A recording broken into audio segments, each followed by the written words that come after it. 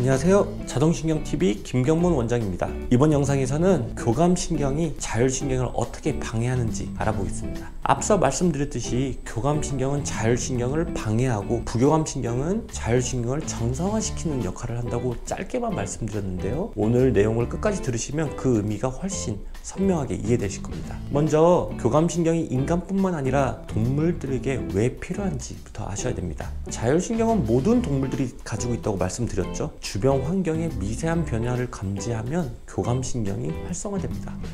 동물들은 왜 변화를 감지해야 할까요? 동물들은 살기 위해서입니다. 환경 변화에 반응해야 도망치거나 싸울 수 있으니까요. 실제로 1915년 월터 캐넌이라는 학자가 Fight or Flight 반응을 처음 설명했습니다. 교감신경은 싸우거나 도망가기 위해 필요한 신경 반응이라는 거죠. 동물이 싸우거나 도망칠 때 가장 중요한 장기는 뭘까요? 근육, 심장, 폐.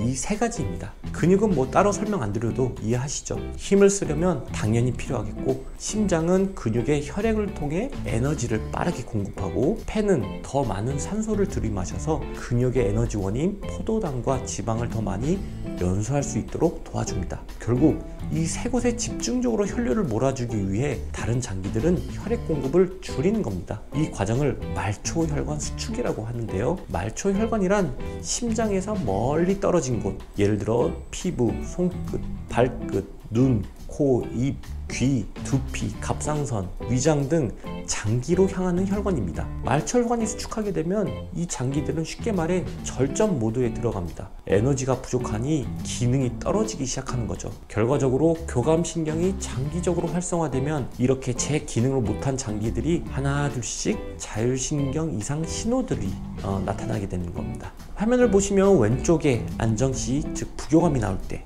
오른쪽은 운동시, 교감신경이 활성화될 때 혈류량을 보여주는데요. 보시면 근육, 골격근 쪽으로 가는 혈류가 원래는 15에서 20%였던 것이 최대 70에서 85%까지 급증하게 되고, 다른 장기들은 혈류가 줄어드는 걸 확인할 수 있습니다. 우리 몸의 혈액량은 약 5리터 정도 되는데 급한 상황에서 갑자기 혈액을 만들어낼 수 없으니 이를 효율적이면서 빠르게 재분배함으로써 긴급한 상황을 넘어가는 거죠. 혈류는 곧 에너지입니다.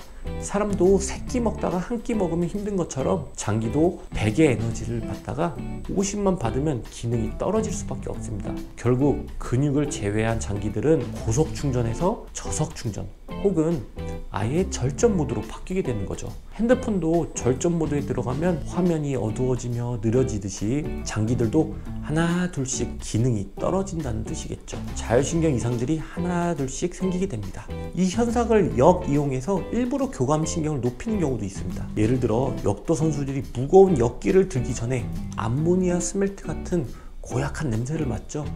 냄새 변화 자극을 교감신경을 올려서 근육으로 가는 혈류를 늘리고 힘을 끌어올리는 겁니다. 미식축구나 아이스하키 선수들도 이 방법을 종종 사용하죠. 결국 자율신경은 변화에 빠르게 대응하기 위해 자동화된 시스템입니다. 우리가 의식하지 않아도 심장은 뛰고 소화가 되고 눈물과 침도 나옵니다. 이 자동화 덕분에 생존에 유리하지만 단점도 있습니다. 스트레스 혹은 변화의 상황이 끝나도 교감신경을 쉽게 내릴 수 없다는 거죠.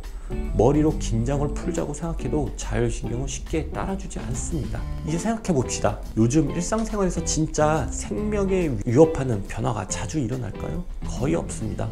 그럼에도 불구하고 학교, 직장, 마트, 지하철, 도로 등 어디서든 작은 변화들은 끊임없이 발생하고 있습니다. 그 결과 교감신경은 서서히 우상향합니다. 라디오 볼륨이 점점 커지듯이 교감신경도 점점 올라가고 혈액의 재분배가 일어나기 시작하면서 결국 자율신경 이상이 나타나는 거죠. 정리하자면 교감신경이 과도하게 활성화되면 말초혈관들이 수축하고 장기들은 에너지 부족 상태에 빠집니다. 배고픈 장기들이 보내는 SOS 신호가 바로 자율신경 이상 증상들입니다. 시청해주셔서 감사합니다.